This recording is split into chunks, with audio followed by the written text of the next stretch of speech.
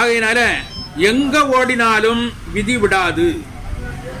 மதம் மாறினாலும் சரி, எந்த கோயிலா போனாலும் சரி, அவரவருக்கும் வகுத்த வழியெல்லாம் கோடி தொகுத்தாருக்கும் துய்த்தல் அரிது. ஆகையினால விதியை மாற்றவே முடியாது எக்காரணம் கொண்டோம். விதியை வென்றவர்கள் இந்த உலகத்தில் எவருமே இல்லை. விதியை வெல்வதற்கு ஒரே வழி பரம்பொருளை பற்றி கொள்வது. அப்படி பரம்பொருளை பற்றி கொண்டால் உடனே அவர் விதியை மாற்றுவாரா? மாற்ற மாட்டார். நம்முடைய பாவ புண்ணியங்களை அனுபவிக்க வைப்பார். பாவ புண்ணியங்களை அனுபவித்து தொலைக்க வேண்டும். பாவ புண்ணியங்களை அனுபவித்து தொலைத்த பிறகு எல்லாம் முடிஞ்சு போச்சுது. அதன் பிறகு நாம் ஆகிவிடுகிறோம். அப்படி தூய்மையான நிலையில தான் பிறவிப்பணி கிடையாது.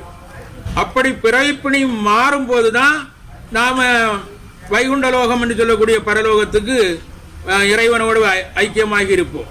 அவ்வளவுதான்.